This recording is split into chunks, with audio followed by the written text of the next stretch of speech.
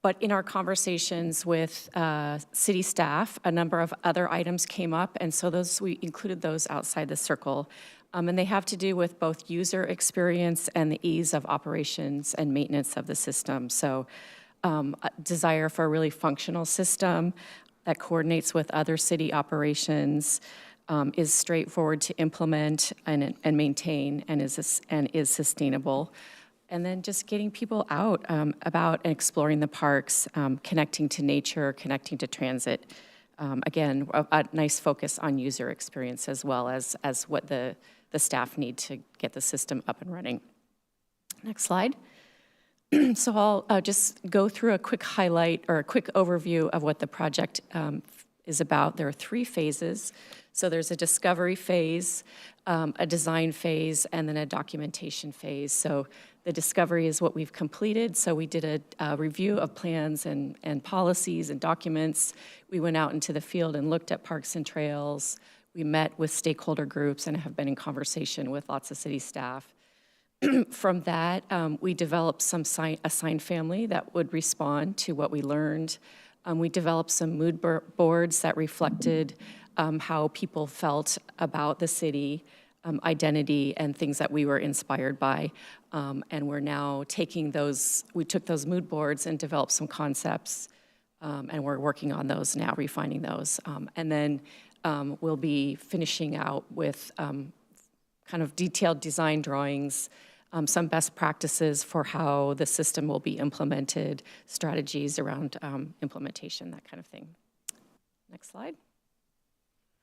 So I'm going to share a couple of the themes and key takeaways from what we learned. There's a lot more, but just a few to highlight. So the first is what we called hidden gems. So we found that at a lot of parks, when you arrive, there isn't a lot of signage that tells you what's there.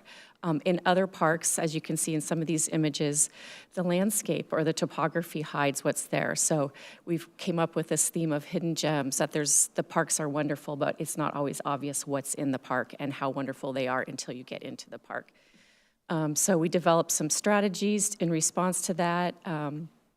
First is improving that entry experience with some really clear icons, highly visible colors, something compelling to get people in, and then using what we call the breadcrumb approach, so providing little regular signs at regular intervals that kind of lead people along on trails, so they find where they need to go.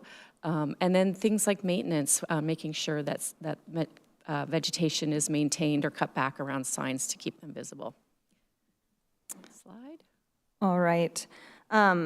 The next kind of takeaway we had, and again, this is specifically from the kind of fieldwork assessment phase of the project, was what we're calling variety of experiences. So I think many of us know that Redmond is a really diverse place in many different ways. We have diverse user groups in Redmond in terms of abilities, interests, their familiarity with the system itself, and their needs from the system. And then we also have a lot of diversity in terms of place. Parks serve an urban center, they serve a rural center. The watershed is a very rural park in lots of ways. And so we're kind of also working across kind of a lot of diversity in terms of landscape. And that means that we need a system that is context sensitive while still being cohesive and kind of reinforcing that Redmond identity across the system.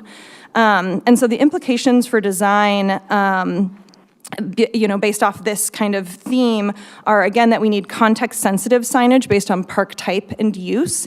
And we also need more consistent and streamlined etiquette signage, which can help improve clarity and user experience kind of across the system. And then we're also looking to institute kind of a modular design approach, which can allow us to be more flexible and adaptable to site-specific needs. And that's kind of what you're seeing exemplified in this image, is just lots of little signs that can kind of be added into a location in order to create a really flexible site-specific approach. And then the last theme that we took away from the assessment is this idea of living landscapes. As Redmond grows rapidly, our parks and trails are constantly evolving and changing under these conditions. And so the system really has to keep pace with that rapid growth and change. And so that does present us with some current challenges. As a result, we're often relying on temporary signage because it's a lot of work to update, a big sign all the time when things change. It also means that our signage is sometimes out of date or not totally applicable anymore to the current circumstances. And so there are some strategies suggested for this theme moving forward, or some takeaways, which are, again, that modular signage piece is a really useful tool for us in Redmond. It can allow us to swap out components instead of doing a full replacement of a sign. It can also reduce the need for temporary signage because we can kind of keep up with the change a little bit more quickly. We're also looking to standardize our temporary signage so that when we do have to use it, it has kind of a standard template that we use, and we are able to have that kind of be more readily accessible to our staff. And then also improving coordination with our partner agencies, so that we have better lead times, and not just partner agencies, but our internal cross-department coordination, so that we have better lead times when things are changing. We can get things updated on kind of a better timeline, and then also be able to just have more accurate and up-to-date information system-wide if we have a better lead time. So those are just some of the kind of strategies coming out of the assessment phase. And then, as Kristen said, we did this assessment phase, and then we moved really into this community and stakeholder engagement phase. And that was to continue to inform design and also to start to lay the groundwork for what the standards and guidelines look like coming out of that. So I just want to run through what our community engagement looked like. The foundation for all of our community engagement is that the project staff for the City of Redmond have bi-weekly meetings with Tool Design in order to stay in good constant communication with each other and collaborate on this project. And then from there, we've been able to host a number of engagement events. So we've done 2 cross-departmental staff workshops. These have included parks, public works, planning, and leadership staff. And these have really informed the early design concepts, and also they've informed how we were going to approach further community engagement. We've also held a number of different kind of stakeholder sessions, the first of which was a community stakeholder session. This group of community members represented a variety of diverse backgrounds, both diversity and ability, background and identity, and also all of them, though, are either frequent park users or represented people who are frequent park users. And this included partners from Outdoors for All, Move Redmond, Centro Cultural Mexicano, HopeLink, and others. And the key input areas that we focused on with this group were accessibility, user experience, resource discovery, and digital integration. We also met with regional entities and partners, and this included internal partners like Go Redmond, transportation planners, long-range planners, and public works, but also included representatives from King County, Eastrail, Kirkland, Move Redmond, Leafline Coalition, and more. And the focus of this conversation was really about regional connectivity. We talked a lot about sign hierarchy and continuity, how we create that specifically within our trail systems, and also best practices within the region and gaps that the region is feeling, or pinch points that the region is feeling more broadly. And it also allowed us an opportunity to continue building or start building those important regional partnerships or relationships that will allow us to have these conversations about coordination in the future. And then the last little workshop that we did was with our operation and maintenance staff. And we had folks from Public Works there, and many of our park operations folks were present at that conversation. And that was really focused on, one, allowing their in-the-field experience to help influence design. So, what are they experiencing around materials, for example? How does that influence our design moving forward? And then also really laying the foundation and starting to ask some questions that can inform that standards and guidelines document that we'll be walking away from this project with. And then I of course, want to mention our work with the Parks, Trails, and Recreation Commission. They have been heavily involved in this project. First of all, the subcommittee, there's the Signage and Wayfinding Subcommittee, and they have done a lot of work.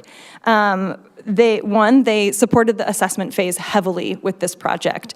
They identified priority sites for Tool to visit in their field work based off of their own experience in the field, and they also conducted their own supplemental field work based off of the sites that Tool wasn't going to be able to get to, and they provided a report on those sites to Tool. Which was an incredibly detailed map with locations and photos and all sorts of stuff. It was very cool. And they also participated in multiple engagement sessions during the community engagement phase, both as participants in some of them, but also as just observers to be there and see how the process is going. And then the entirety of the Parks, Trails, and Recreation Commission has also reviewed some draft design concepts and provided input on those. And then just a little bit of what's upcoming for the next phase for the Parks, Trails, and Recreation Commission is that the subcommittee is planning on developing a final report based off of their engagement that they'll provide to staff that's going to recommend things around engagements and prioritization from their perspective on this work. And then I'm going to pass it back to Kristen to just share some key takeaways from our engagement and how they're going to inform our strategies. Thank you. So we got a lot of really valuable and useful information from these conversations, in addition to, with the stakeholders, in addition to the city staff. And there were too many to share, but I just, to share comprehensively, but I'll highlight a couple of them. So starting with a focus on user experience, again, a lot of what Lindsay said earlier, the city has a really diverse community, so the signage and wayfinding really needs to be easy for everyone to use and convey a sense of welcome to everyone. There's a real interest in strengthening regional connectivity, and Redmond, as you all know, is very unique in that it's home to several regional trails, a growing network of on-street bikeways, transit. So that's an opportunity that really needs to be taken by the horns to kind of integrate the recreation and active transportation and transit linkages. Focusing on the system, standardization is something that will make the system easier for staff to implement and maintain over time. And then along those lines, some of the pain points that we heard about again and again were things like sign pollution. So there's these images speak to that, where you have a lot of signs and it just kind of dilutes the message, like nothing stands out. And other maintenance operations, maintenance and operation issues that overall make the system less effective. And then finally, the area has a really rich cultural and natural history, and those are things that we can and should be taking inspiration from and integrating in our design. So we're eager to do that. Next slide. So I walked through the kind of major phases of the project: discovery, design, and documentation. This is a little bit more detailed timeline, so you can see that we completed the discovery work in the fall, and we're moving into fully in design right now in the winter, as we're wrapping up the winter. I guess technically winter's over. And then in the spring and summer, we'll be pulling everything together in a manual that, again, will have a lot of detail about the design of the signs, materials, colors, dimensions, how the system should be rolled out, how to deal with the names of places when there are too many letters to fit on a sign, those kind of nitty-gritty things. So I believe that's our last slide. I think it is. So that's what we've got for you. What questions do you have for us? Well, thank you so much, Lindsay and team. This is one of the most anticipated projects that we have this current budget cycle, so I know there's a lot of enthusiasm. Who would like to kick us off? Questions or comments from the council? I saw Councilmember Kritzer and then Councilmember Forsyth. Thank you so much for this work and great presentation. I will say we had our council conversations last week, and I shared with some community members about this project, and everybody's faces lit up. They were so excited. I think Council President Stewart put it well, that everyone we've been talking with about this says, yes, we really need more of this. And I really love, in particular, I think as you called out about kind of the hidden gems, because since we do have so many great resources around Redmond, but helping people to discover that, I think, is wonderful to have that be a focus of this project. A question kind of more logistically. One is, this seems like there was a lot of rich work done here. Are there any written reports of the work done so far that we can review? Or as you mentioned on the second to last slide, there was kind of a summary of the input. Is there more detail on the input and any reports that we can expect to receive on that? I mean, okay, so how do I answer this? I have some written report information that I wrote up to share with Tool when we got feedback from Parks, Trails, and Recreation Commission, so I'd be happy to share that. A lot of the work has looked like Miro boards and kind of, not maybe so much formalized written report, but a lot of kind of collaborative process. But we do have some memos that we've shared. Is your question, do we have drafts of a report of this work that we're moving forward? Is that what I hear you asking? Yes, I guess I wasn't clear whether, kind of in terms of the council touch points too, if we'll get a chance to kind of dive into and see some of the details we often see in very community engaged processes, examples, more detailed examples of the type of feedback we got. We can share more of that. The original, I will share the original slide deck that was put together had more of that, but it was very difficult to review and very difficult to read, just because it was a lot of Miro boards. It's such a visual process that it's difficult to actually communicate that in a setting like this, because all the Post-its from the Miro board were about that big on the slide deck, so you just really couldn't review them. We'd be happy to write some of this summary up, though, because as Lindsay said, we do have a lot of that, and share that with council so that it's in a more written form for you all, if that would be helpful. That's wonderful. And I guess on a similar thing around timeline, just curious, I see that we're at this place, as you mentioned, around coming up with sign family concepts and starting to visualize, and just wondering if there are going to be touch points with council for us to provide input amongst all the stakeholders that you'll be gathering input from on that. Yeah, we can bring the design that we're moving forward with for some input. We've brought it through our commissions. We've also brought it through city leadership. Because it's so operational, we're really trying to focus in on those operational pieces, but we'd be happy to bring it forward for council to be able to see at a committee of the whole as we move towards finalizing. Great, thank you. Councilmember Forsyth. Thank you. Thanks for the slide deck and information. As a former EGD and wayfinding professional, I'm a little jealous of where you are in the phase, because this is the fun part. I'm really excited to see the signage with clear icons and visible colors, because that is something that I definitely brought up. And knowing that we live in a very gray area that gets very colorful in the autumn, having clear color indicators is definitely very, very important, at least from feedback that I hear in community.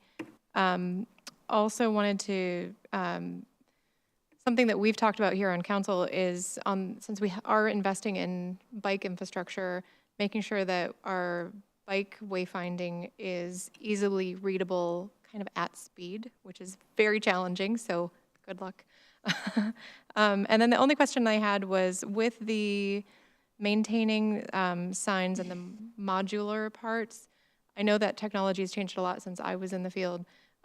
Just making sure that we are considering the dampness and the wetness, and ensuring that we're not having signs that we have to replace, because yes, they're modular, but they also kind of look gross after 2 or 3 years.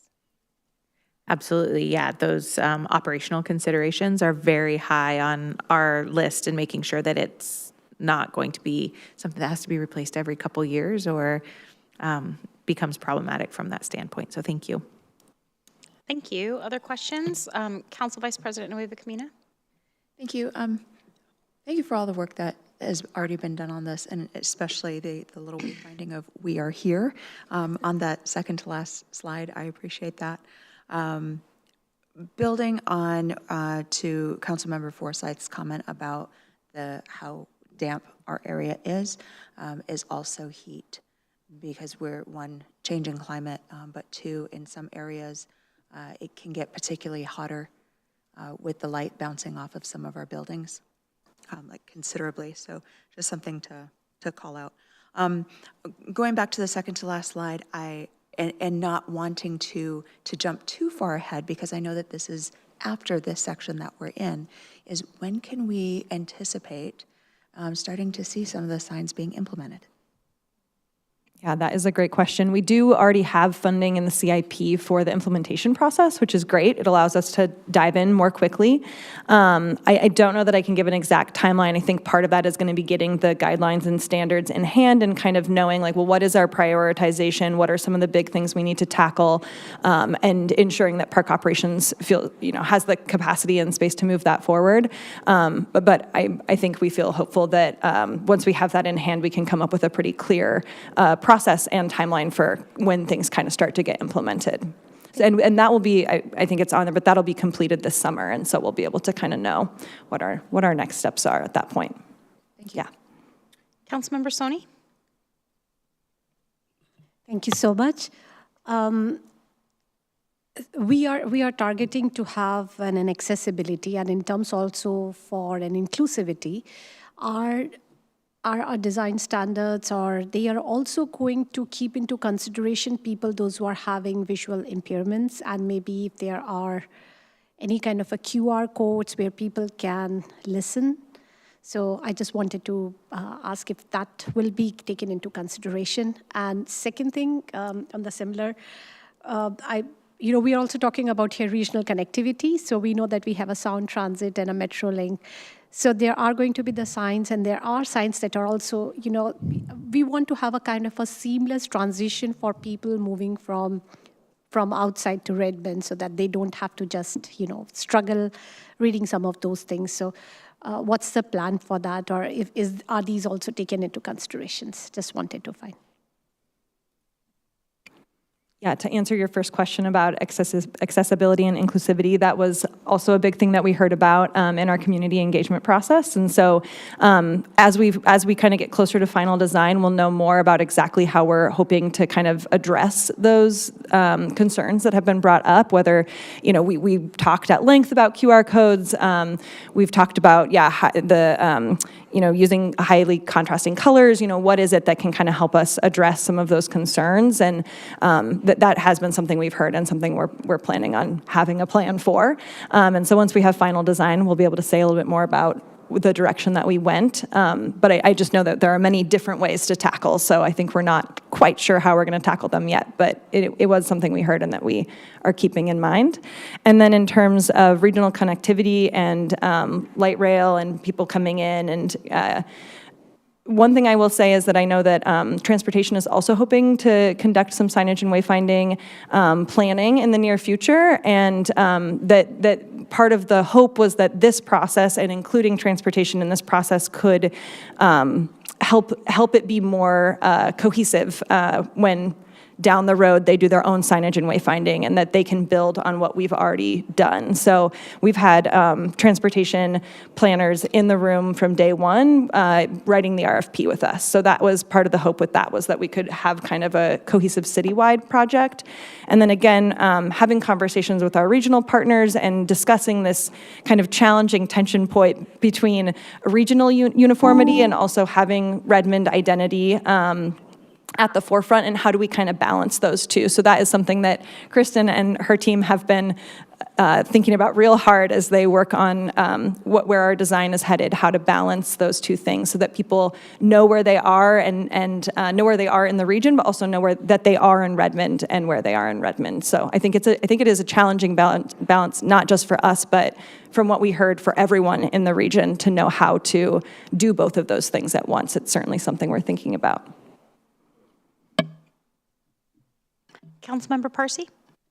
I just wanted to say thank you so much for this detailed report, and I am really grateful for all the work that has gone through it, and especially thankful for the Parks Commission that was very involved. I think that was a great example of the commissions being really, really involved proactively on a project, and I would love to see more examples of that proactive engagement with the commissions. So thank you for your work. Thank you. I don't see any other hands. Councilmember Soni asked my burning question. I will just add on to what Councilmember Parsi said to say that it was a delight to hear that the commissioners were so included in the early assessments of kind of the current state of things and kind of used people power to make sure that your team had all that they needed. Are there any final questions from the council at this time? Okay, otherwise we look forward to, of course, get it like everybody else. We're on the edge of our seat. We look forward to seeing the design and also then getting a chance to welcome all the new infrastructure and help people get around our town a little bit better. Thank you, appreciate it. All right, the second item on our agenda is also related to the park system.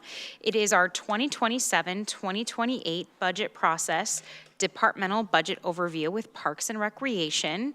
This is, I'll just say to the council, our very first departmental budget overview, and we will be having a series of these over the next few months. So we do kind of kick off here tonight with Parks and Recreation. We're starting with the team that provides a lot of fun around town. So every team brings great things to our community, but excited to get started. Also joining us at the table is Finance Director Kelly Cochran. Welcome, team. Thank you for joining, or for having us join you tonight. I'm starting off really strong. I'm glad she is presenting. My brain is full of a mush of numbers as we are working our way through the preliminary forecast. So thank you for attending tonight's presentation. It is our first departmental overview, as Council President Stewart mentioned. The idea is to help you see the city's budget from the departmental perspective and understand how each one of them contributes to the budget plans that we produce as part of the city budget. Each department will provide you with an overview of their structure, what is funded within the department, and their current baseline programs, meaning their programs as they exist today. Anything new that's being requested as part of this budget process will be coming to council in the fall for you to review separately from what we've already decided are the city services for each of the programs. So I will hand it over to our first voluntold, and that is Director Hamilton. I did volunteer for this. Good evening, City Council. Lorraine Hamilton, Parks and Recreation Director, and I'm with you this evening to just share an overview of the great work that we do in parks, some of the accomplishments we've had over the last couple years, and some of the things that we're looking forward to in the years ahead and the next biennium. So this is the parks mission statement, just to kind of ground us. And our director, or our managers team, worked with a consultant last biennium to actually update this. It hadn't been updated in about a decade. And so we spent a lot of time working to ensure that our mission statement really included all of the things that we do in our department. And so to create, maintain, and enhance sustainable, accessible experiences and spaces that foster belonging and promote well-being through recreation, parks, trails, arts, events, customer service, and facilities management. So in the Parks Department, we include a lot of different things. We have an administrative division, which includes our Parks Planning team and our great volunteer coordinator, Maya Clem, who you spoke to earlier this evening.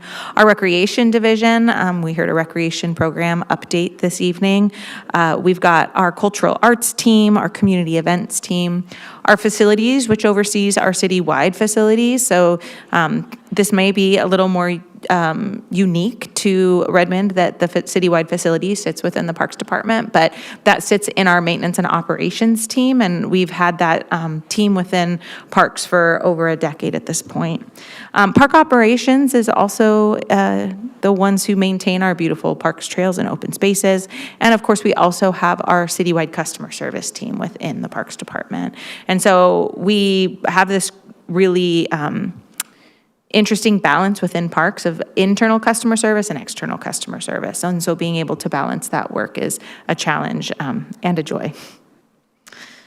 As we move into our baseline budget, I'm just going to keep it relatively high level. We have had a lot of great work that we've done in the last year and almost a half, and are hoping to complete as we approach the next budget cycle. And so our arts and community events, we had a reclassification of a position from a program assistant to a program coordinator in our community events team. We added the 2 FTEs in our community recreation team that were approved last cycle.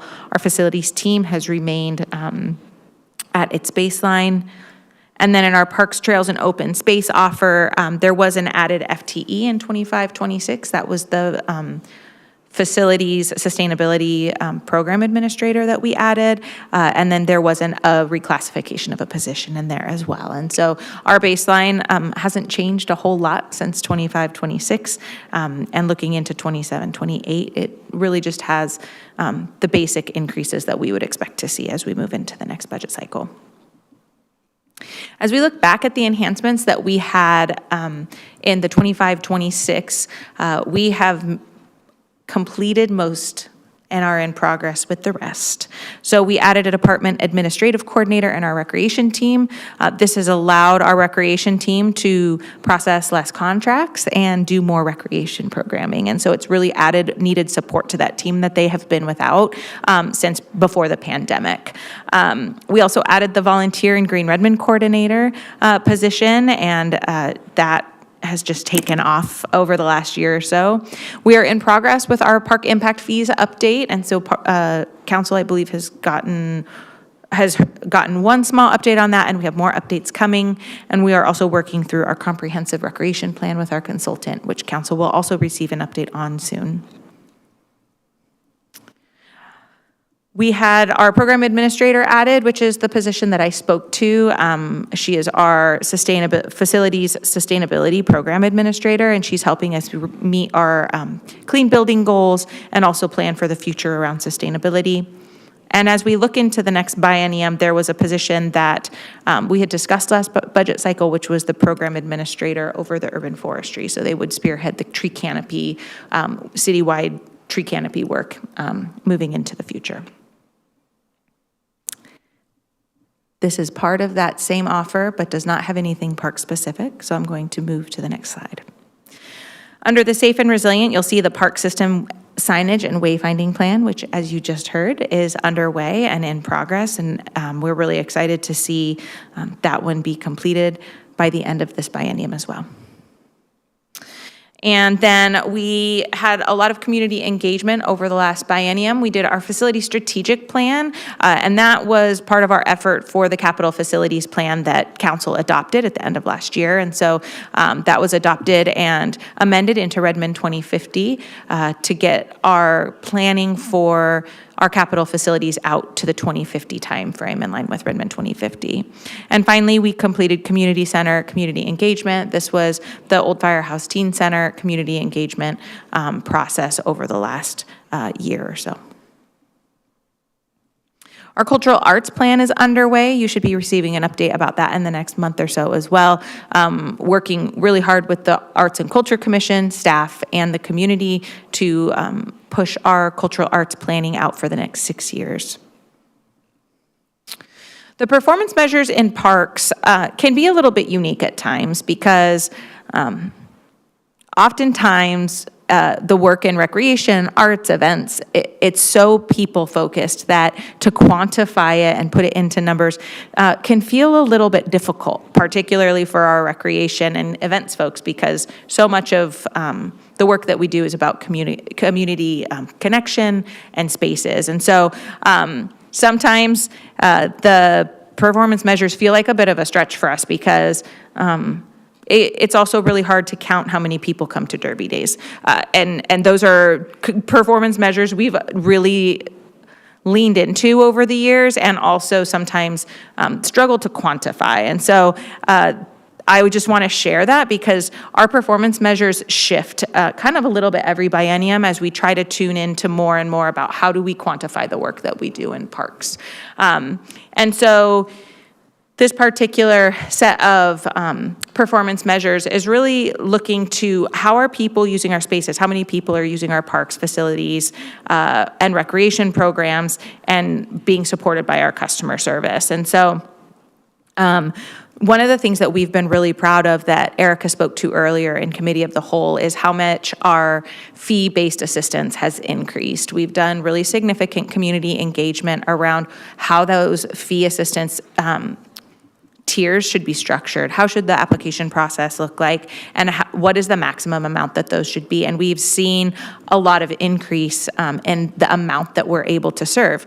We have, as you see here, since 2023, it's the fourth line down. We have always hit 100%. If people applied, they were receiving financial assistance. But what this performance indicator doesn't show is the amount that that program has shifted and changed, and then the amount that we've been able to increase that work.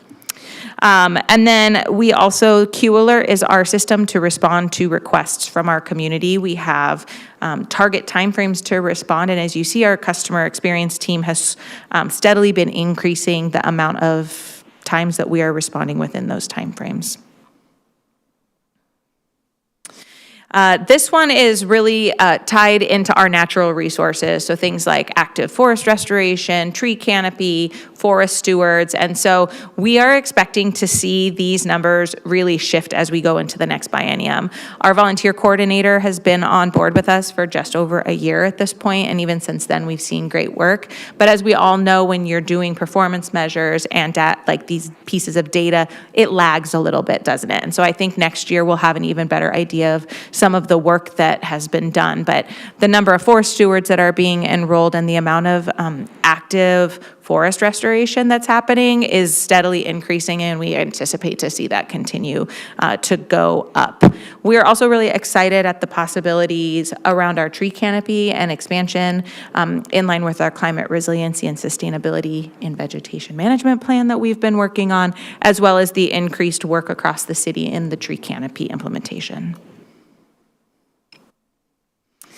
This one is probably our most difficult performance measure to truly track because it's really related to our events. And so again, being able to track the number of attendees and how our spaces are being used in this way can be really challenging.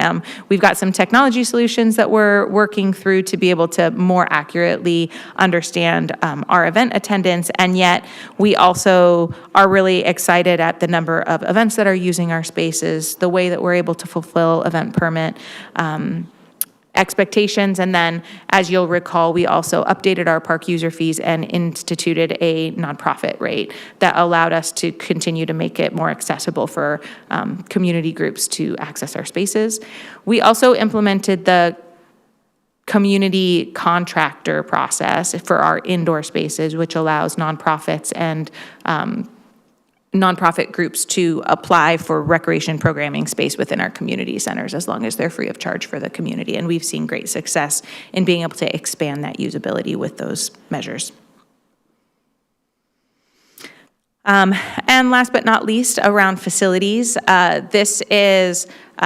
we were able to do our facility condition assessment and then finish our capital facilities plan. And so we are setting a goal to address all of our work orders within 24 hours. There's a lot of them. And so this is an admirable goal and something that our staff is working very closely to. We're also looking at our facility condition index, and that it comes through our facility condition assessment. While you may be like, wow, that number is going down, well, part of that's because buildings age, and as buildings age, the number goes down. And so the goal is to keep the buildings maintained to the point where that number is going down at a very slow rate. And then as we restore facilities and do midlife projects on those facilities, that we're able to see that facilities condition index go up as well.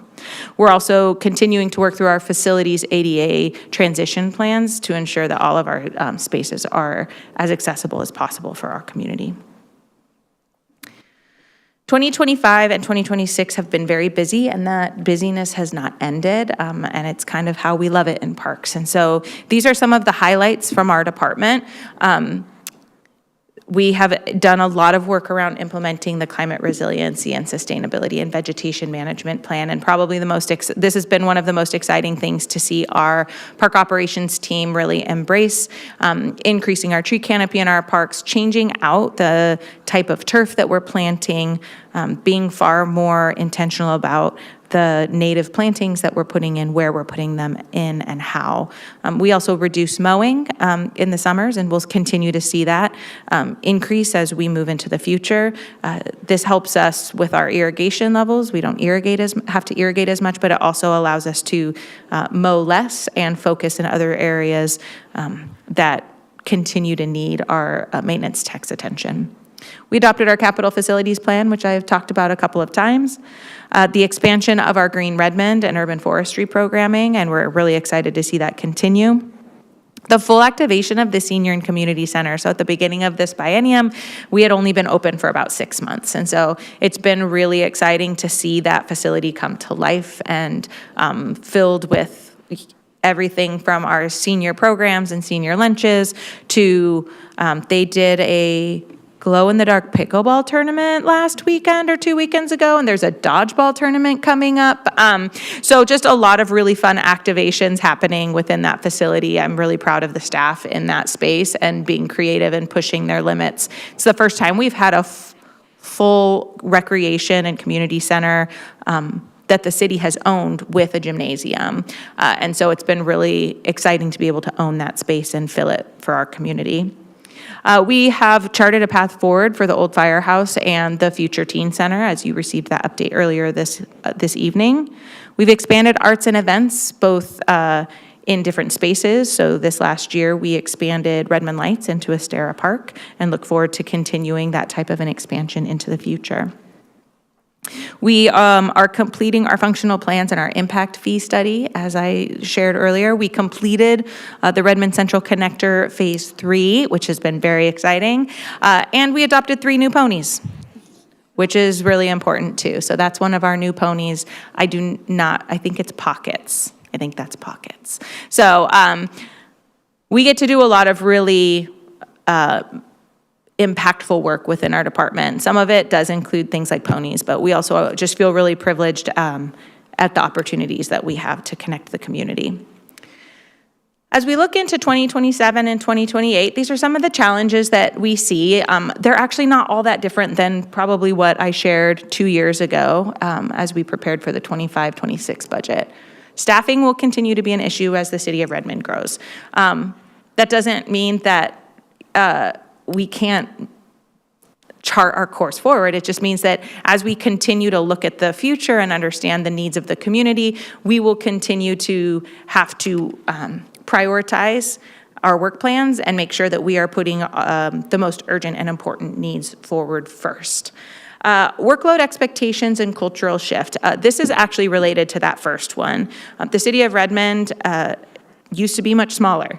And the expectations perhaps that we had around workload or even around what our parks or facility or our parks and open spaces looked like. So again, going back to the climate resiliency plan, those expectations may shift around what we're able to provide to the community. And so understanding what is that expectation and then also bringing staff along through that shift of how we provide service to community.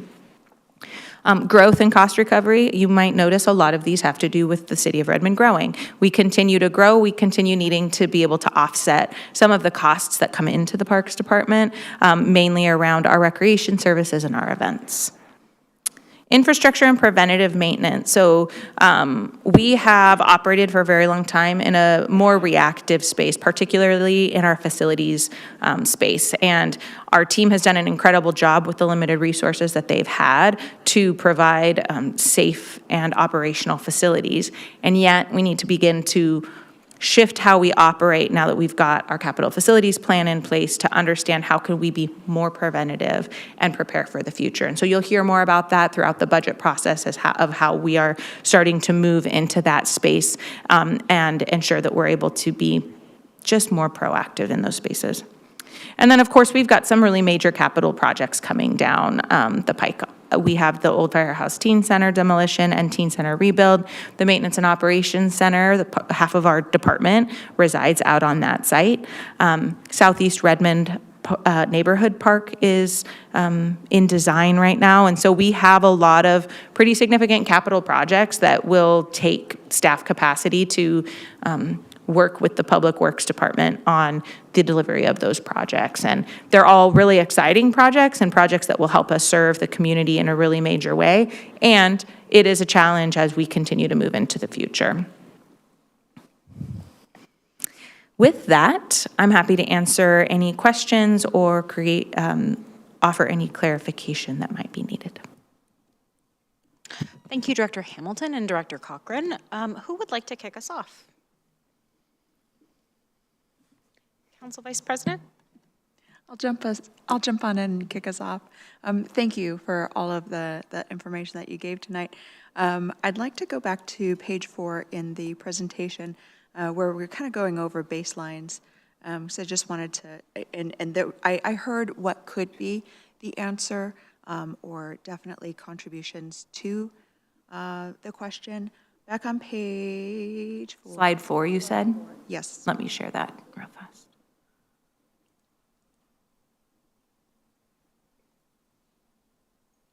This one? That is the one. Okay. So since we're talking about baseline and we're looking at an average CPI of about 3%, we are looking at a couple of areas where we've got an 8% change and a 13% for an overall, which is on the next slide, for a 10% in our baseline budget. Just wanted to know if you could speak to, and I see that we've got the 2 FTEs that were added for the community recreation. And again, I think that I heard part of the answer later on, but I just wanted clarification on it. Because in that one area, that's where we see an increase of 2 million. Yeah. And just at first glance, 2 FTEs doesn't equate to 2 million. So just a little bit more information on that. Absolutely. So the community recreation budget offer is unique because within that budget is our recreation activity fund, which is offset by revenues. So that is a part of our cost recovery model. The revenues come in, right? And so part of how we operate our facilities is things like supplementals, contracts with summer camp contractors. And so that particular fund can actually shift a little bit faster because we have to staff according to the revenues because that's the amount of services we're providing. So that number can shift target a little bit more quickly because it's being offset by revenue. Does that make sense? So especially as we've activated the senior and community center, as we were entering this biennium, we made some really educated guesses on what we anticipated needing from a supplemental perspective, from a summer camp contractor perspective. And we maybe were a little conservative in those. And so this is actually just aligning with what our actuals have been, and all of those actuals have been offset by revenues. Is that helpful? Yes, thank you. Yes. Councilmember Forsyth? Thank you. Down on slide 14, you mentioned working with our nonprofit partners and making sure we have nonprofit rates. You and I recently had an email exchange about a community nonprofit that was working to get pool time. And so I'm just looking to see how we're extending that through our contractors. So we do not set fees for our contractors. So we do set a lot of contract limitations, but I think one of the things we need to really just try to also understand within this is that we also need to make sure that we are being able to at least recover cost. And so what that particular contractor found is that through all of their leadership changes over the years, they were not even covering cost of staff to stay open. And so this is a consistent struggle that we are going to have as we, in many ways, are expecting ourselves, but also expecting our contractors to cover their costs. And so I think this is something that we will probably always feel some sort of attention around. And so we did follow up with that contractor to ensure, if nothing else, that they are being responsive, which is part of their contract. But additionally, I do believe that that contractor worked more closely with that producer to ensure that they were able to access the spaces that they needed to.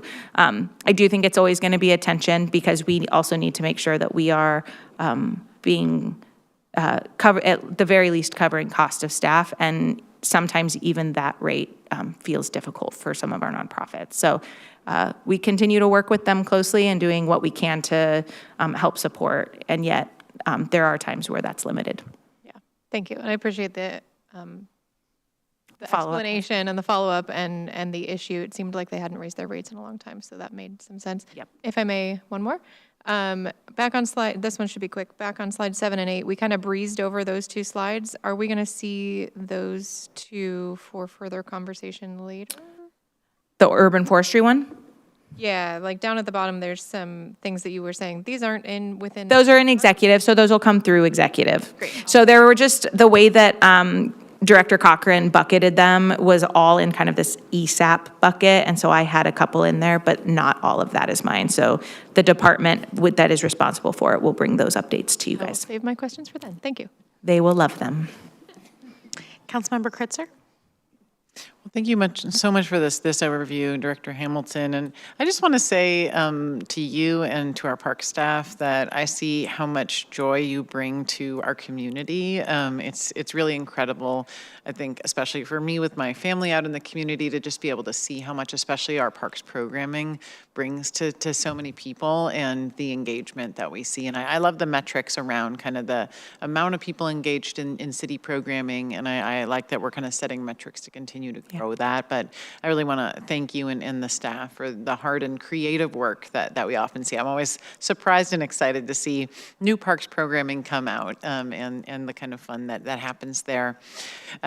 Also really appreciate the attention, as you noted, as we kind of think forward on the challenges of a very different part of your work around facilities and thinking about how we look ahead on maintenance and deferred maintenance and care for the facilities that we have, and being able to make sure we're being proactive. It's something that's been a lot of conversation in our community this past year and most of the years I've been on council, especially as we've seen some key issues to some of our facilities. One of the things that I noted in the measures that you shared on slide 13, specifically the measure around the percentage of residents and employees in Redmond who have convenient access within a half mile to publicly accessible parks, trails, open space, et cetera. I was curious how we got to the metrics around 58%, 60%, because I hope our goal is 100%.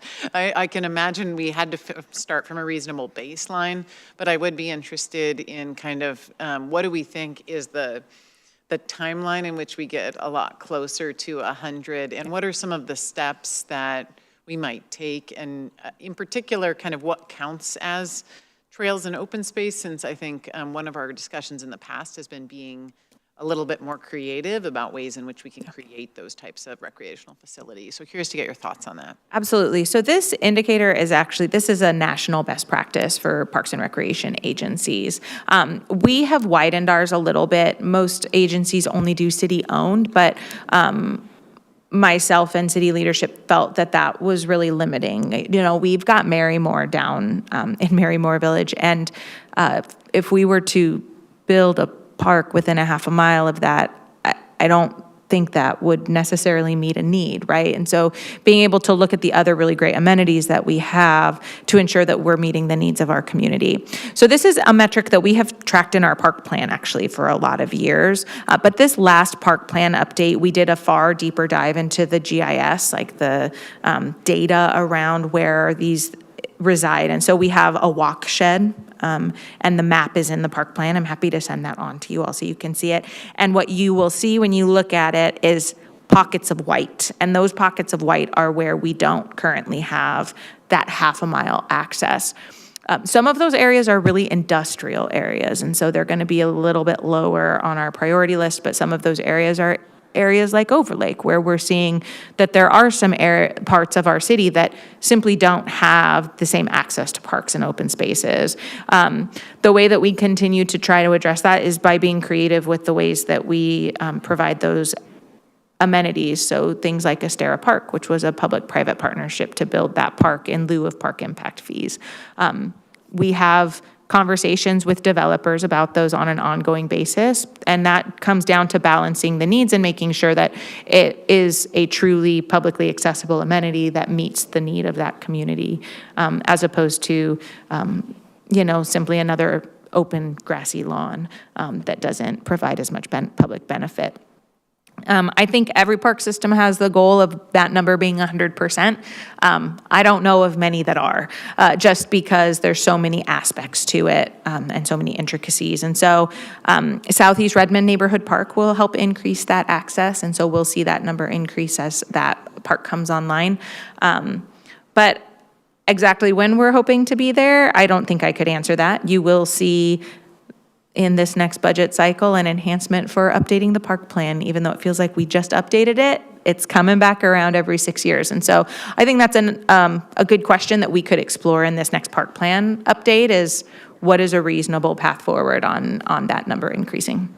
Well, thank you so much. And I'll just put out there that speaking of creativity, I think one idea that I brought up to the council in our retreat, and that was highly prioritized by the council, was in this budget allocating some more funding to be able to put some more play structures and calisthenics equipment kind of in areas around some of our parks and trails, just because I hear a lot from community members in neighborhoods like Overlake and downtown about just wanting to have a little bit more access, especially for kids, but also for older residents and all kinds of people of all ages to some of that.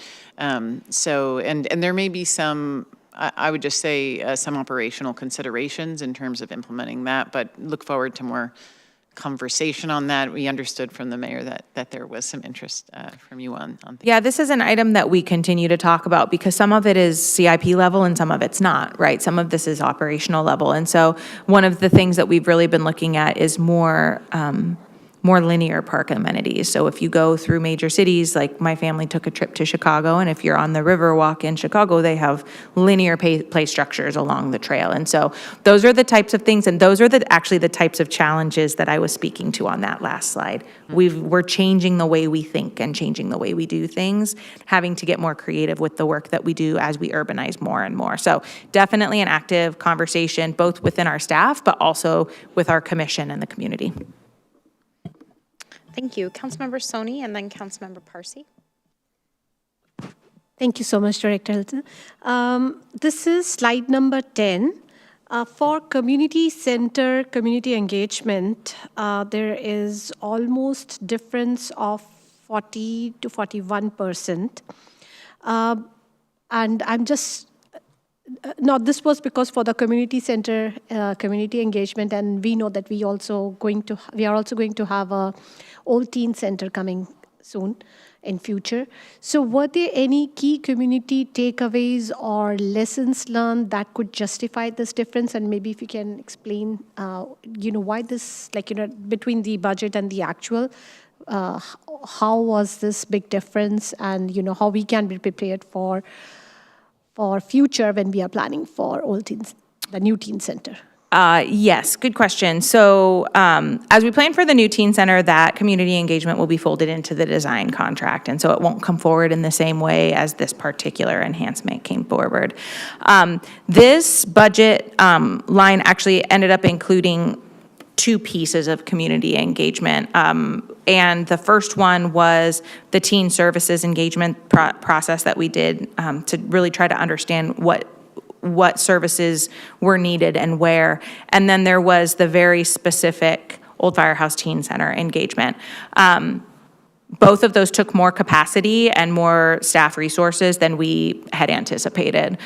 Sometimes efforts do. And so we do our best to estimate what those consultants, what that work is going to cost. But at the end of the day, when it's a high priority project, if we need additional resources, we move forward with that work. We stayed in good communication with the finance department and with Director Cochran to ensure that we were not putting ourselves in a place that, the city felt uncomfortable with, and made sure that the mayor and the COO were also in line with the direction that we were moving. And at the end of the day, this continued to rise as a really high priority to council, to the community, and to our staff. And so those additional resources were put forward. As you'll notice in most of our buckets, we do a pretty good job of staying on target. And usually with our budget, we are either right on the button or underspending. And so it is relatively rare for us to overspend to that extent on a one-time ask, but was such a high priority that it was work that needed to be done. Thank you. And Councilmember Parsi. I am curious if we had more budget, and I know that more is a fluid number. It can be, so what could we do beyond what we're committing to if we wanted to, if we had some more budget? Just like in general? In general, are there kind of things that are falling kind of lower? That is such a good question. And that's the next part of the budget conversation. So that'll come through the enhancements. You'll see a lot of the work that we're trying to move forward in the budget. And I think the thing that I always try to remind myself and try to remind my staff as we're going through this is, even if we had unlimited resources, we still need to prioritize what work is going to get done next. And so really looking forward to this process, this biennium, as we look towards 27, 28, to understand how, all the things that we might think are really positive and fun and necessary to do, how they line up in the citywide priorities, and how we can deliver as many of those as possible to the community. Thank you. I'll go ahead and chime in with a couple of my questions, seeing we're nearing the end of round one, unless Councilmember Prakria also has a question. And just for my new council members, or for our new colleagues, a couple of the questions that I'm bringing to pretty much every departmental baseline conversation that we're having is checking on, was there a program to seek new revenue in this budget? We have that spread through a lot of departments in this budget, and if so, how is that going? What are the special projects that we did fund with one-time money, and are we making progress on them? And also, are there any one-time funding sources that we need to correct to provide ongoing services with ongoing revenues? When we had Mayor Bernie at our last retreat, she did give us the heads up that there are still a few that we need to care for. So I will ask a question to Director Hamilton about that, but just those are a couple of this is how I'm walking into all of these, departmental budget overviews at this point. So Director Hamilton, thanks so much. Really appreciate all of this. And I want to give my full-hearted support for that staffing enhancement to come later on to support the tree canopy strategic plan. We need a quarterback, if you will. And that's all I'll say, because I don't want to mix my sports metaphors, but I think everyone knows what I mean. We really need someone to be on point for that. And also, as was previously mentioned, I think that this council, given the retreats and conversations and interests that I've heard so far, there's a lot of interest in investing in preventative maintenance and catching up on deferred maintenance because we're in a unique position in the city of Redmond to do that. So I want to offer my support for those. I have two questions really. There were a couple other much smaller scale enhancements that the council offered in this budget. One was related to asphalt art and one was related to the Community Event Innovation Fund. I did see the Event Innovation Fund on an upcoming Committee of the Whole work plan. But if you have an asphalt art update for us, that would be great. Feel free to send that via email if it's a quick thing. I know that I have been a part of conversations and I don't remember or know the current status. So I am happy to follow up via email, but that conversation has been had and is being had, and I'm happy to send an update. Great. Yeah, thanks. I'd be happy to see that. And then just last question, we can't tell from this format of the slides, but I could on everything else. So also I want to say, Director Cochran, this was really well laid out, and I appreciate your team's work in all of that. Are any of the baseline budget positions here currently being funded with one-time resources? No. Okay, great. And I really feel like this budget, my last comment, I swear, guys, and then you all raise your hands and have so many more comments and questions. Your department was one of the hardest hit by the pandemic, and my time on the council has been marked by rebuilding and re-offering services that have been highly demanded throughout communities. So to hear that answer and to know that where we're headed is just up from here, that's recovery, and it takes years, but I'm really glad that we had your partnership along the way. So with that, are there other questions? Any questions for round two? All right, it looks like we're a wrap on Parks and Recreation. Thank you so much. We look forward to having our next department later next month and seeing you back later in the season. Thank you. Awesome, thanks team. The third item on the agenda is a progress update for the Municipal Operations Campus Redevelopment Project. We have Public Works Director Aaron Burt here to kick off this item with a couple of teammates. Welcome, Director Burt. Council members, good evening. Aaron Burt, Public Works Director. Tonight, I am joined by Amy Kim, our project manager, and Claire Rennick. I always get your last name wrong. Rennick, who's our lead designer from Miller Hole. And let me pull up this presentation for you.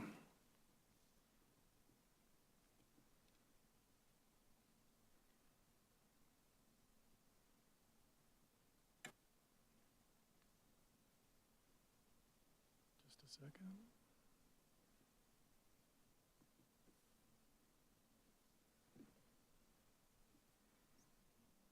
Thinking. And here we go. All right, a couple things we're going to do for you tonight. We're going to give you a progress update, talk about where we're at with the validation phase of the Maintenance Operations Center. We're going to touch a little bit on the progressive design build approach, and then also highlight some key milestones and what's coming next. Appreciate all the council members coming out for site visits to the MOC over the past month. Opportunity to kind of see things in action out there on the ground. The overall project goal is it's time to redevelop our 9-acre site and build a modern, efficient, and adaptable operations center, not only for the next 10 years, but we're looking for the next 50 to 75 years to meet the growing needs of Redmond. How we approach this is using what we call progressive design build, which we'll go into a little bit detail on that. And we've put together a very solid team to deliver this project with high confidence for the city of Redmond.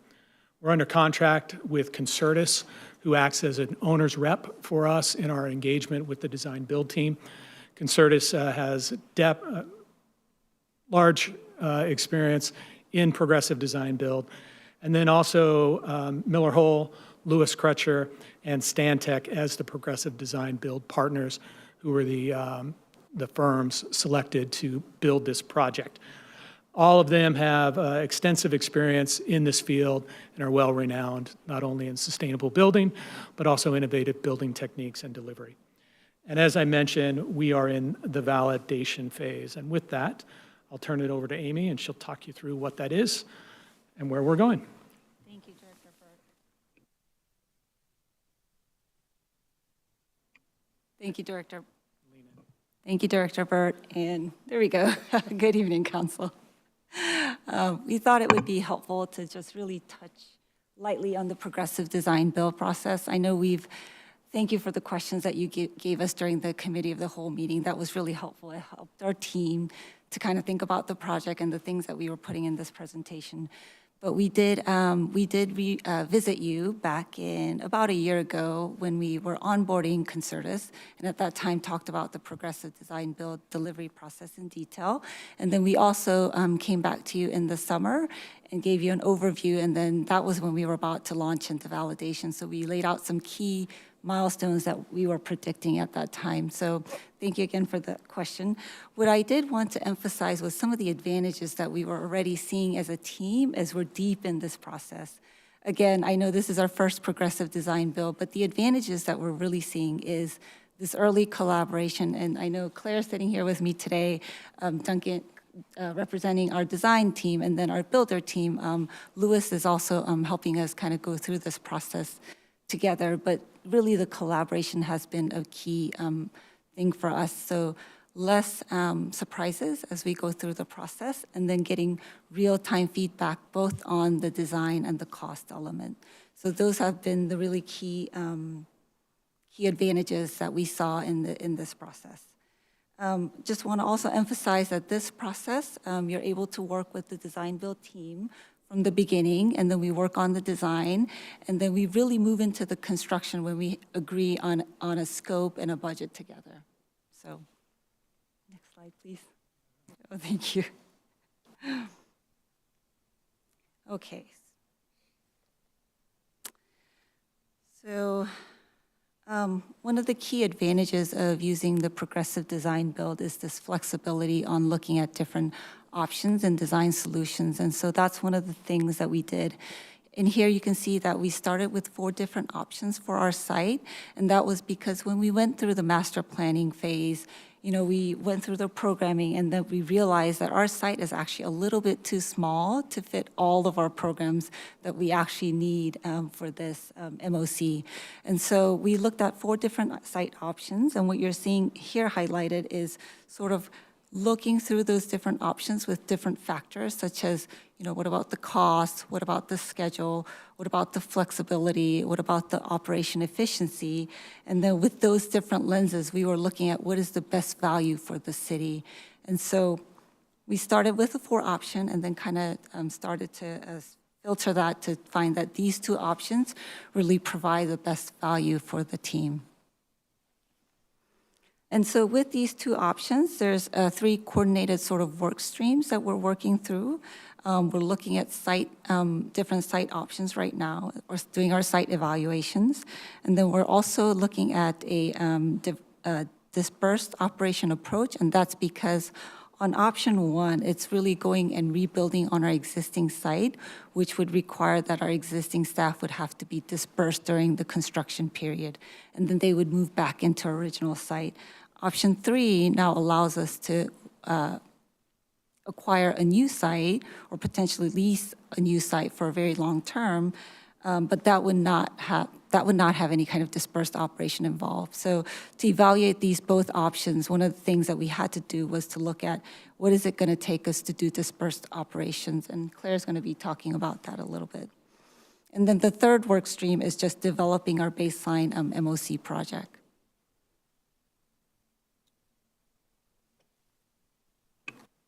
So, as you're aware, space is really limited here in the city of Redmond.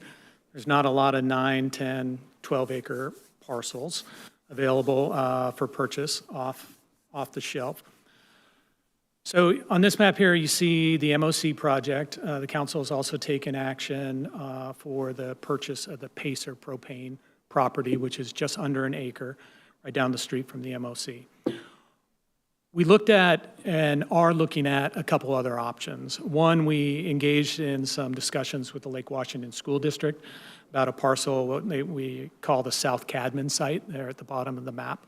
And in those discussions with Lake Washington, they weren't really in the position of saying that that piece of property would be available. They're holding on to that, I think it's about a 20-acre site right now, might be a little bit larger, to build a potential future high school. 2 other options that we are evaluating right now. One is what we're calling the Cadman Heidelberg site. We're doing some initial due diligence on that property, finding out what the potential environmental limitations are. But that's a 9-acre site that could potentially be up for purchase. That is not on the market right now, and so that would be something that we'd have to pursue. The other thing is we're beginning to have some initial discussions with King County and the King County Roads property that's identified there.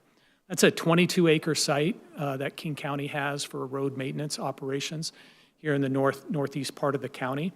It's underused, it is not built out, and what we're exploring is a potential opportunity to engage in a partnership with King County of maybe putting the maintenance and operations center there. We're in very early preliminary discussions with King County. No commitments have been made. We haven't even been to the point where we're in a sort of due diligence, but it is a potential option that we're all looking at. And if in fact that is something that could come into fruition, it actually would demonstrate a great partnership with some of our regional partners and what that could mean going forward in the future. So these are some of the property limitations, as you can see, that we're faced with as we go into the validation process. And with that, I'll turn it over to Claire. Thank you. So as Amy noted, that there's 3 parallel work streams that we're working through in the validation process.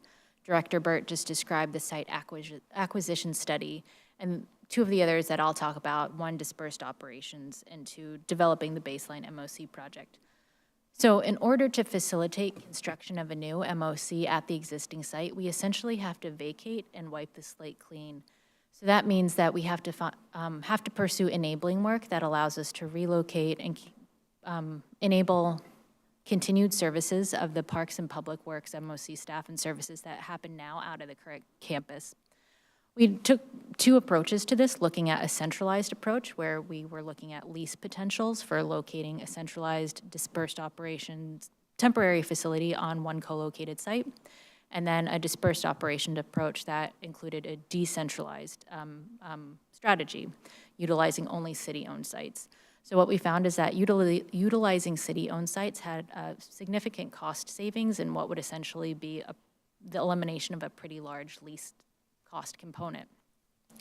The trade-off is that you have a pretty dispersed operation where you have facilities that are spread across approximately 17 different sites that the Public Works and Parks departments collaborated to identify. And I think although we were successful in identifying these together and identifying which specific enabling projects and activities would happen, there are some significant trade-offs. Being that you no longer have a centralized approach, there could be some inefficiencies in where people are potentially meeting or reporting to work and then disseminating to gather materials, equipment, or fleet vehicles to go into the field and do their jobs, essentially. So there is a little bit of inefficiency in this process. I think the level of effort and the uplift for each of these 17 sites varies widely. Some of these sites will support fleet storage, essentially parking. Some would facilitate more worker-based facilities and require tenant improvements, and some might require new builds, such as fleet maintenance. So it really runs the gamut on these 17 sites in terms of level of effort and level of permitting and cost for upstanding temporary facilities. Thank you.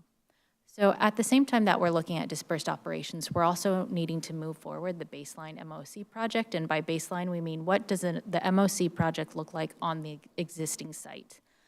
So this graphic depicts a point in time from the beginning of this year where we were reporting on a couple of different site concepts that we were studying that mostly looked at trade-offs and advantages of different approaches for organizational strategies on the site that accommodated different type of fleet maintenance approaches for pull-in, back-out bays, or pull-through bays, and a combination thereof. These 3 concepts also weigh the advantage of keeping decant, which is a pretty well-functioning asset on site, or relocating decant and potentially unlocking space on the site to have more advantageous fleet maintenance circulation through the site.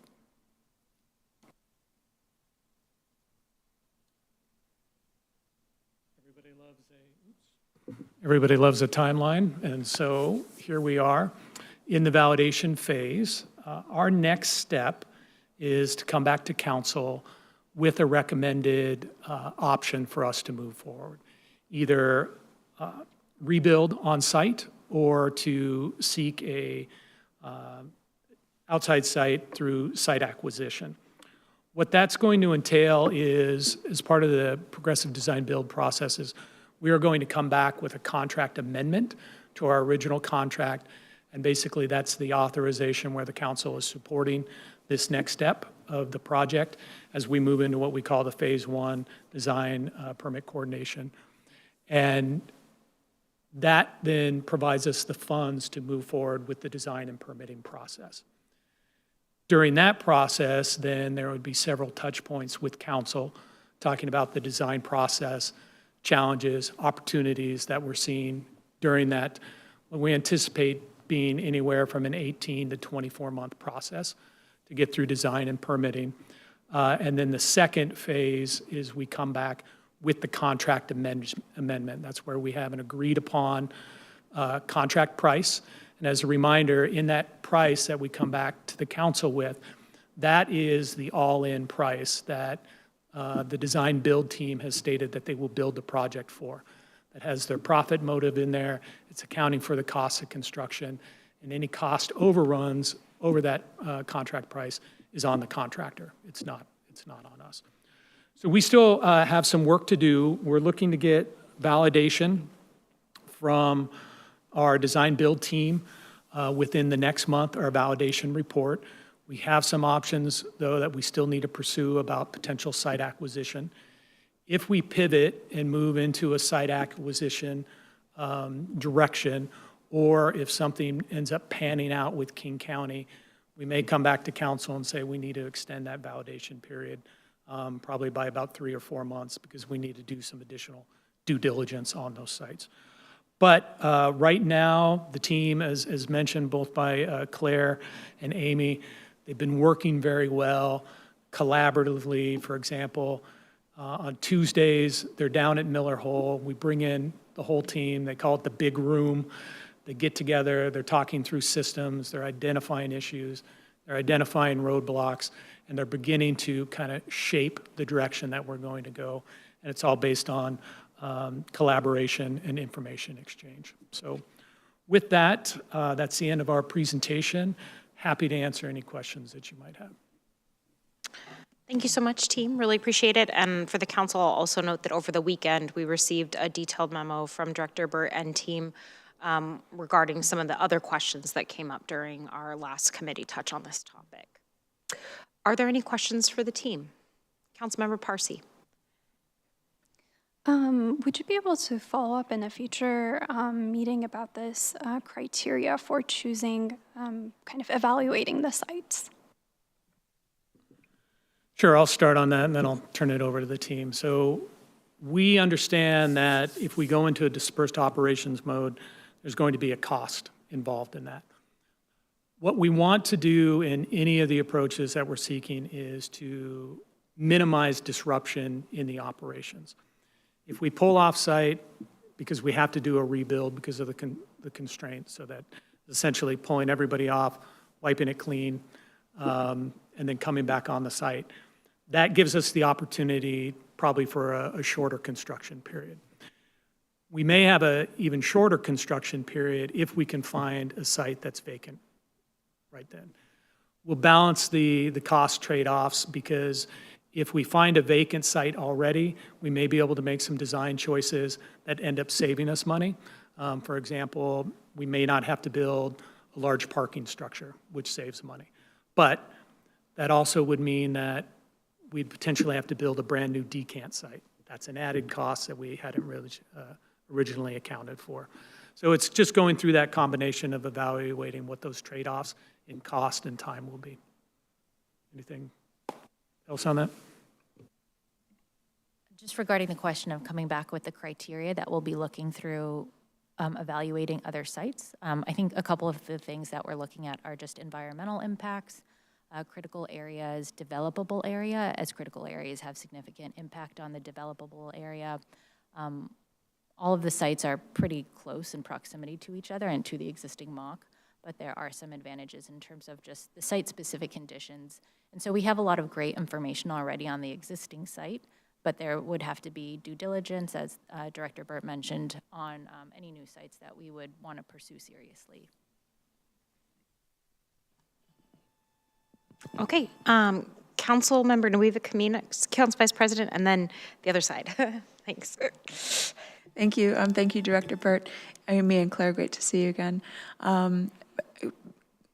Going in part with Councilmember Parsi's question, I think one of the challenging parts when we're talking about disbursement, understanding that there's going to be an inefficiency that we're going to incur, and we hear in concept that it's going to come at a cost. Are we able to quantify that so that we've got an actual number when we're taking a look, or is it and it's fine if it is best guess because it's so difficult to quantify that?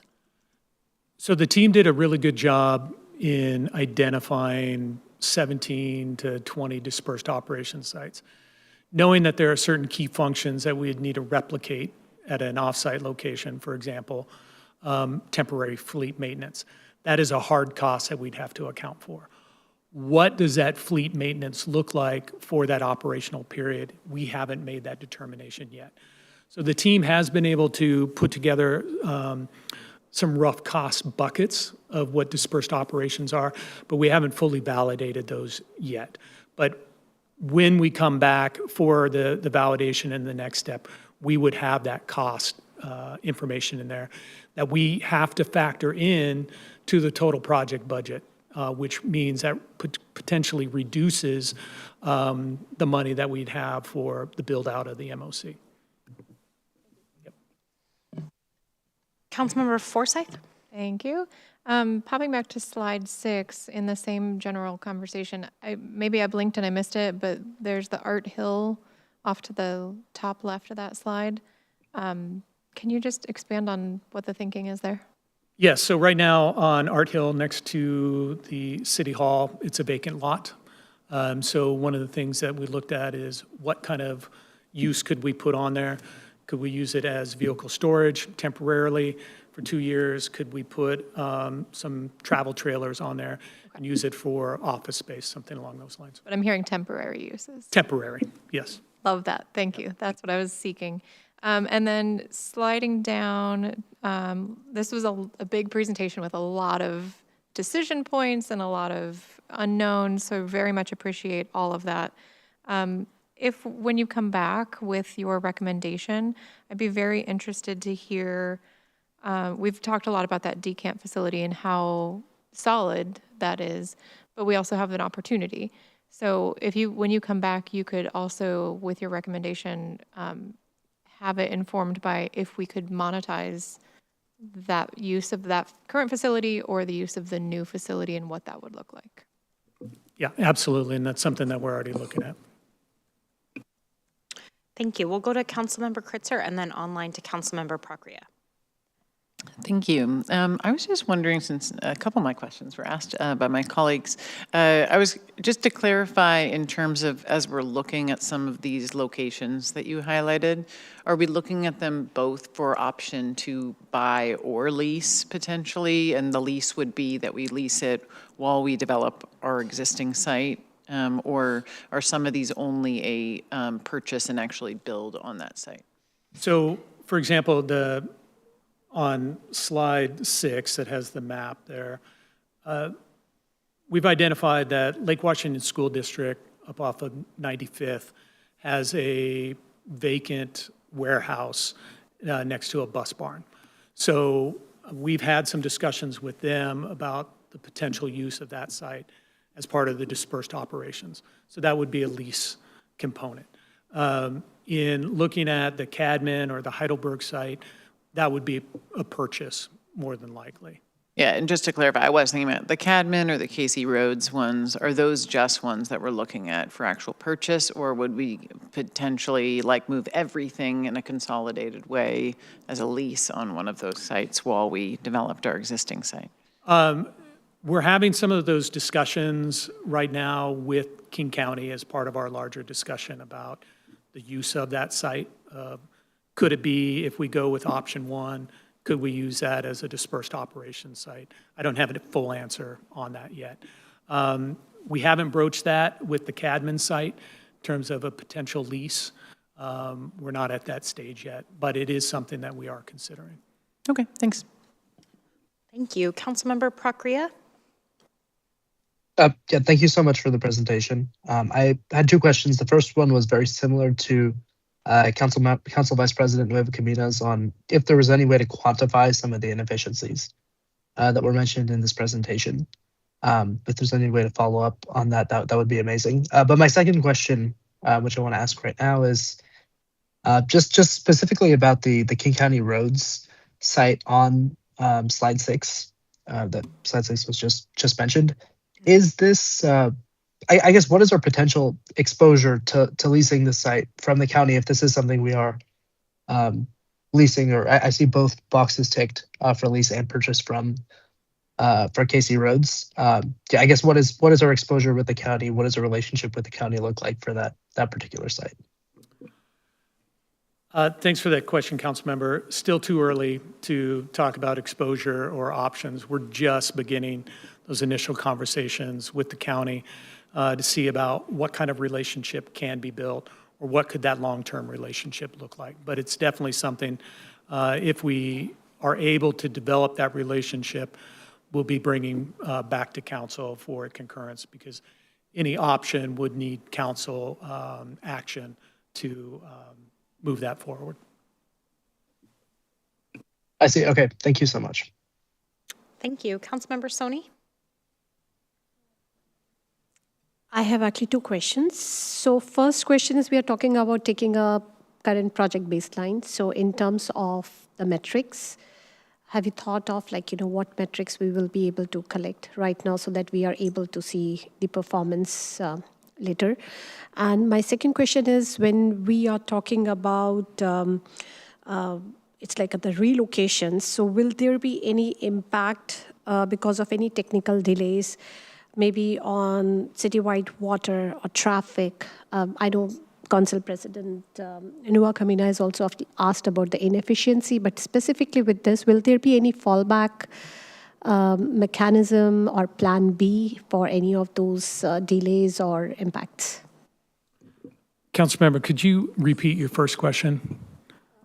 So currently, when we are talking about taking a project baseline, what would be the metrics that we are going to consider for our current baseline that you're talking about? So project baseline in terms of operations, or what we're looking at for cost to build or a new facility? I'm sorry. In terms of it in operations, how the efficiencies and some of these things will be taken into consideration. So right now, what we have for quantification on operations is you take a worker and we use that worker or schedule that worker out at a 1,700 hours a year baseline that we then apply against preventative reactive maintenance or other actions and activities where, about 500 hours are given to sick leave, admin time, vacation, and so forth. What we would look at if we go into a dispersed operations environment is how much time are we losing by travel, by having people in different areas, and then we would adjust our operational maintenance plans and actions accordingly for that potential loss of time for those workers. What that would be right now, based on where we put people in dispersed operations, I don't have that information, but it'd be something that we definitely track along those lines. The second question, in terms of any fallback plan, or if there are any delays due to technical reasons, so that we are able to continue in our services, specifically with water or traffic signals or any of these things, they should not be impacted. So right now, if I understand the question correctly, we're not anticipating, we get more jammed up in our current location by trying to get people in and out of that location than I think if we were dispersed across the city. But we definitely have to take a look at that in terms of where we're putting our heavy vehicles, for example, into the dispersed operations construct, how we're dispatching people, whether that they would show up directly to their vehicles, park their car at a site, jump in a truck, and go to a job site. I mean, it would be all things that we'd have to consider, but we're not anticipating any major impacts to the environment or traffic as a whole right now. Yep. Thank you. I'll go ahead and hop in. I have one small question. The Cadman or King County Road sites, are either of them in the city limits or both of them in the city limits? What's great is both of them are. Okay. Yeah. Okay. So it's right there on the edges of the Marysville. Yeah, for sure. Which is great because then that puts permitting under our purview. Absolutely. Yep. Absolutely. Well, great. Well, for my part, yes, with gusto, explore these other properties. And I look forward to hearing what you learn and what potential partnerships, honestly, especially with a site as large as the Casey Road site. Who knows?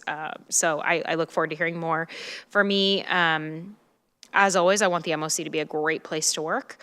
And dispersion across 17 sites while we get there is tough and would be very tough on the teams. And so that's really important. I also want to say, for my part, the council just gave direction on a bonding strategy that had one project budget in mind for the MOC. If there is a property acquisition that needs to take place in order to make our dreams come true with a facility as important as the MOC, I would hope that the council would be willing to come back and interrogate that rather modest strategy a little bit more, and that we could do that in a way that preserves the project budget and what we hoped to achieve with it as much as possible. So that's it for my part. Are there any other questions or comments? Councilmember Forsyth? Thank you, and thanks for the good conversation from everyone. I wholeheartedly agree with the King County Road site. I think that's a really great opportunity, so I look forward to hearing what you find in that discovery process. One thing that hit me while I was looking at these maps and from the site visit we did, we might have to relocate the fuel refilling area. I know from my childhood and my father's background, I know what the OSHA rules are for that in Ohio, but I don't know what the implications are for us here, and the impact for what that choosing your direction, your preferred direction is. So if you could just, when you come back, share a little bit about any of the underground things that we're not thinking about for what led to your preferred recommendation. Yeah, absolutely. And one thing I will mention, a couple years ago, we decommissioned a couple underground storage tanks at the MOC. We've moved to a fleet fueling system of fleet cards. And the strategy for us on the fleet side of the house is to have a fueling option at the MOC, but to have it as a emergency fleet operation, fleet fueling. So we're trying to push the majority of our fueling operations to local gas stations or things along those lines to get away from that component of having underground storage tanks. But we'll definitely bring that back. Thank you. Any other thoughts? Okay, well, we look forward to hearing the next update. Great. There's a little bit of drama now. Let's see what happens. All right. Thank you so much, team. Really appreciate you. Thank you. Appreciate it. Really wonderful update. Okay, the last item on our agenda tonight is council talk time. Council leadership, we do have a couple of things, especially regarding the schedule and retreat follow-up and hearing everyone's thoughts on council conversations last week. But let's start with your items. What's on everyone's minds? Councilmember Kritzer. I wanted to follow up on an item that I had brought up during one of our past meetings around recognizing Transgender Day of Visibility on March 31st. Want to thank the mayor who I talked with about this and who had shared during our meeting that she would be happy to work with her staff to be able to make sure we could recognize it. I was able to follow up with Axton Burden from Pride Across the Bridge to talk about our proclamation, and Axton provided, which I sent out to the council earlier today, some draft text that we could use for the proclamation, which I passed over to the mayor's staff. And I understand they're going to be dispersing online the proclamation on the 31st, since we don't have a meeting on that day. And so, and really appreciate that. I did want to bring up, because it's a day of visibility, and we actually saw in some of our neighboring cities like Kirkland and Bothell, even though the day is on the 31st, that at some of their meetings on other days throughout this month, they were able to issue the proclamation or to be able to say the proclamation aloud at their meeting. I think it could be reasonable for us at our April 7th meeting to be able to read the proclamation aloud and give the opportunity for our transgender community members to be able to come and join in that. So I just wanted to see whether there's interest from the council potentially at just having the ability for us to read that at our next business meeting. I think especially, I think I may have mentioned this at a previous meeting, but been in discussion with various transgender community members. I think in particular, with one of our neighboring states, considering legislation right now that would make it a criminal act for someone to use a bathroom that just aligns with their own gender identity. It is really important for us at this time to make sure that we are supporting our transgender community members here, and that we're affirming kind of our welcoming stance here. So just wanted to see if the council is interested in us reading that and at our next meeting. Thank you. Councilmember Forsyth. Fully support having this read at our next business meeting. Our transgender community is definitely facing a lot of backlash and just really awful things right now. So I am fully in support of doing whatever we can to ensure that our community feels welcome and supported here in Redmond. Thank you. Council Vice President. Thank you. I'm fully supportive of moving forward with this. My only opinion at this moment is that as we move forward, as we're doing proclamations or observing days, that we do it before the day so that we don't have an unintentional consequence of perhaps it being seen as an afterthought. Yeah, I'll make one comment and then I'll go to you, Councilmember Soni. I think that's a really apt comment. And additionally, I want to acknowledge that traditionally our proclamation processes are run through the mayor's office. At the council retreat, it was, and I know you all haven't seen that matrix, I'm going to talk to you about that in a second, that work product that came out, but it was really highly prioritized by the council that we spend some time this year thinking about the cultural observations that we make at our council meetings and through other kinds of efforts. And so I think this is an important conversation and one that also we deserve to have holistically because it was such an interest of the body at large. So I appreciate that comment from the Vice President. Councilmember Soni. Actually, it was in alignment with what you just said. And I believe this might be also a question for my other fellow new council members. What is actually the process for us that we follow for the proclamations? Because, I've seen some proclamations, but not happening for others. So we just want to ensure that whatever we are doing we are able to do it consistently so that it's just not like popping up one or other. Sure, that makes a lot of sense. And you can find the proclamation requests form if you go to the Redmond website and under the Office of the Mayor, there's a whole section for proclamation requests. And the process is on there. Yes, Councilmember Kritzer.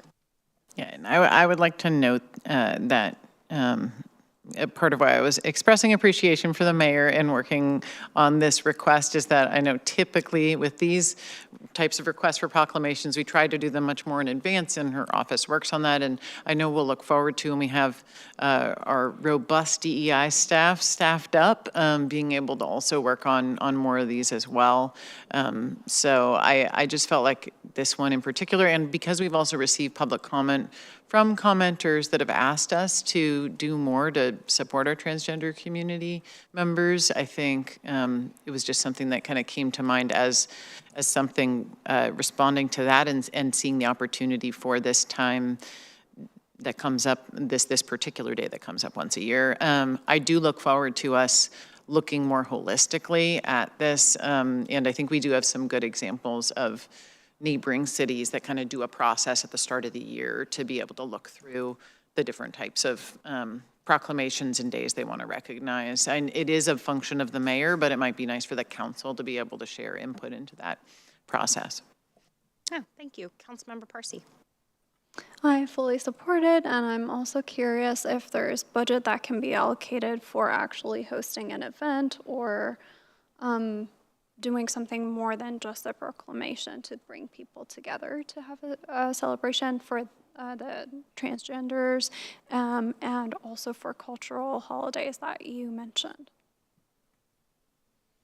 Yeah, that's a great question and one we can certainly make time to schedule. There's a lot of ways that we support a lot of different folks in community. Actually, we mentioned it briefly tonight, like the Community Event Innovation Fund. We actually haven't heard how that turned out, but I do know that some of our local organizations who serve cultural groups in our city, did have an interest in applying for those funds. And so in a way, maybe we already have, we just don't know the update on that particular.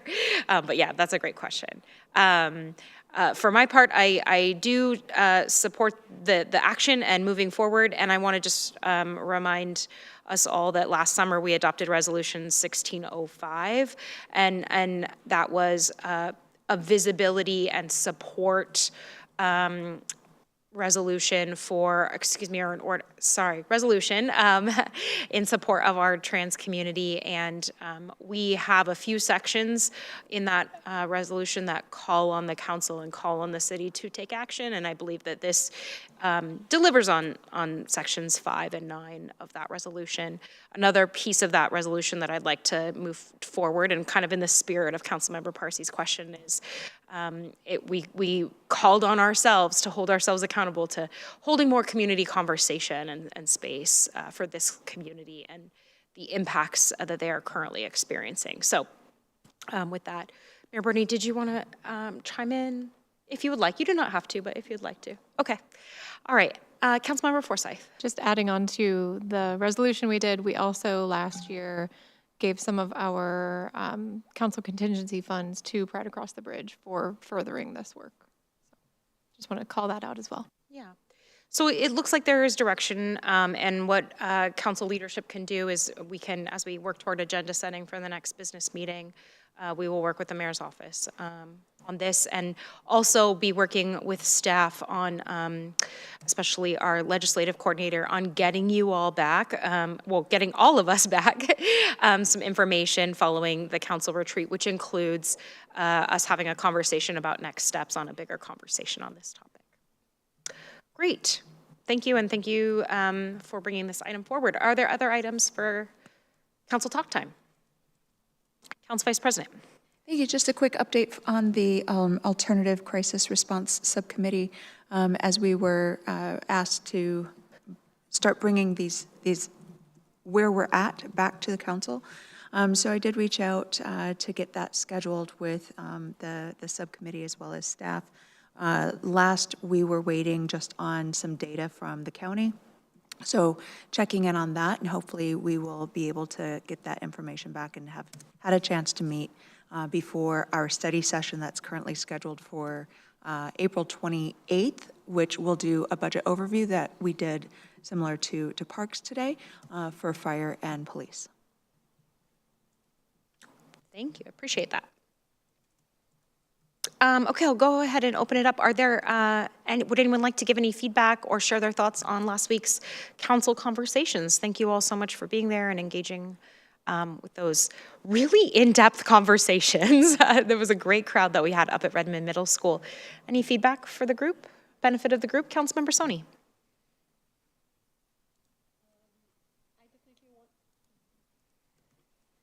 I definitely want to highlight a few topics of conversations that we had. You know, we were all sitting on the tables and people kept coming through those tables. There were questions asked for affordable commercial spaces. There were a couple of small business owners, those who are not able to find any commercial spaces, and they were asking, like, if our city is planning any any special plans, or so, like, for example, City of Bothell and City of Renton has adopted few public markets kind of a concept.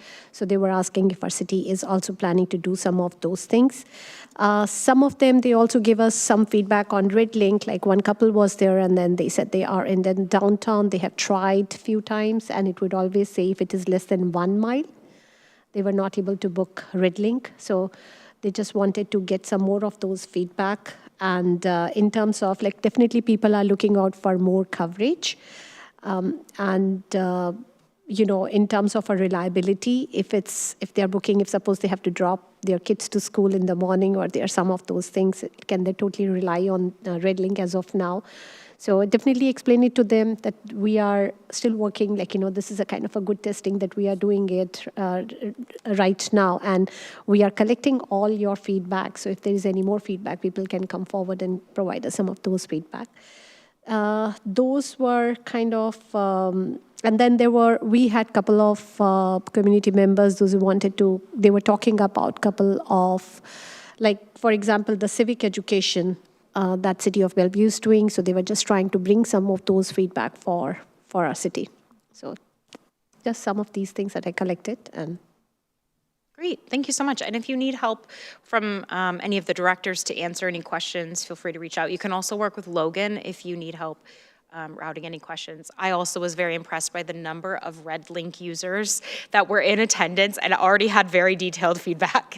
That was awesome. Any other feedback on the how the event went or things you're thinking about as we go into the next round in May? Yeah, Councilmember Parsi. I would love to see more marketing for this event so we can get more and more people involved. We had some people that we frequently see. I would love to see more new faces too. So that would be great.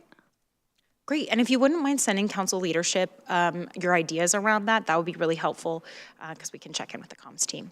Yeah, Councilmember Prakriya. I concur with everything that's been said. I had an incredible time. I had some really in-depth conversations where I learned a lot. I learned about Dutch intersections. I spent like 30 minutes researching that right after council conversations because it was something that that I'd never heard about. I agree with Councilmember Parsi that I would love to see more marketing for the event. One other thing I want to highlight is our council conversations are usually at 5 p.m., right? But this one was at 7 p.m. I actually kind of prefer the 7 p.m. time just because it seems more generally accessible to the public. I don't have any data to quantify that, but I would just like to choose the most accessible time possible or alternate times between council conversations in case folks have differing schedules, want to make sure that everyone is able to attend at least one of them, maybe every 6 months or so, if possible. Yeah. Yeah, thanks for that feedback and more conversation to have. This one was later than usual, in part because of the school availability and choosing to use a school site on Education Hill, a neighborhood we hadn't been to yet. Awesome. Councilmember Kritzer. Yeah, I'd just say I thought it was interesting doing the conversation in a place where you kind of had to, you weren't going to happen upon the event in the same way as when we do it in a park. So that was just an interesting one in that it was a little bit more kind of people, we only really saw the people who got the marketing, who knew that it was happening, versus the kind of more organic participation we get sometimes when we do in a park. So I think something for us to think about, and maybe around, especially when we do more of a destination event like that we do additional creative outreach. I will also note I had hoped that the PTSA of the elementary school that my daughter goes to in that area I'd be able to invite them, for example. And it happened that they had their meeting that night at the same time as ours. So also something, as we kind of look, it's always hard to get the scheduling right, but as we can kind of coordinate if there's any kind of local community things going on to try to make sure it's available time. Councilmember Forsyth. Thanks. Yeah, I thought it was really interesting that the start time was a little late for me personally, because that meant we didn't get out there until like 9:30, and winding down is rough for me. But I do appreciate that more parents were able to come because it was after dinner time and they were able to come and join us. And it was mostly, from what I could tell, people from Education Hill that were able to get there very easily. So I thought it was good that we had that option. I did have a lot of really interesting conversations, specifically one community member that brought up sensory-friendly hours for our events, our community events, which I thought was a fantastic idea. So I had already shared that with the mayor, and I'm sure that'll get passed along to our park staff. But just a lot of really good conversations and follow-up, and we'll be seeing one of the items on our Public Works Committee in 2 weeks. And I don't know if anyone else heard about it, but the 172nd gate came up in my conversations. So we will be getting an update on that in 2 weeks. Great. Thank you so much. Really appreciate that. We have the next date for council conversations on May 21st, 5 o'clock at the Idlewood Picnic Shelter. I was just discussing today with staff how we could specifically target homeowners in that neighborhood, but please do continue to share your ideas and look forward to being back in a park setting, but not in a highly demanded Idlewood season. It's still just May. So looking forward to being back out in just a couple of months with you all. So thank you so much. A few other items from the council leadership perspective. Thanks so much for the subcommittee update. And on the retreat follow-up, we are working diligently to get that back in front of us all, and staff having some time for staff to provide us some comments back. The schedule, obviously this week is the Cross Lake Connection. Congratulations, everyone. You have details in your calendar for both Friday and Saturday, but if you have any questions, please do reach out and let us know. Next Tuesday is a well-earned 5th Tuesday off. Our team has accomplished so much in this first quarter of the year, so I hope you all do something wonderful. You do have an event invitation for next Tuesday. It is to honor some of our outgoing commissioners on the Parks and Trails and Arts and Culture Commissions. There are some of us already planning to attend, and in fact, some who are being honored who are currently on this council. So if that's not already on your calendar and you would like the night off, it is yours. And I'm so grateful for everyone's hard work this quarter. Lastly, on the scheduling note, April 4th is the OFH celebration, and April 9th is the annual ARCH, a Regional Coalition for Housing Investment event. Please do RSVP for those as you are able. Anything else for the good of the order? Council talk time? Mayor Bernie? Yeah, the OFH celebration, I just wanted to remind people that it is just a couple blocks from downtown station for the light rail, and so parking will be really challenging there, and we would love to have as many people there as possible. So if you live outside of the area a little bit and have the access to the light rail, or even Red Link, I would highly recommend, or even Metrobus, I highly recommend you take that because it'll just make it a lot easier for you to get in and out of the area, but we expect a pretty big crowd. Great. Thank you so much. If there are no other items for council talk time, we are adjourned. Thanks, everyone. Have a great night. And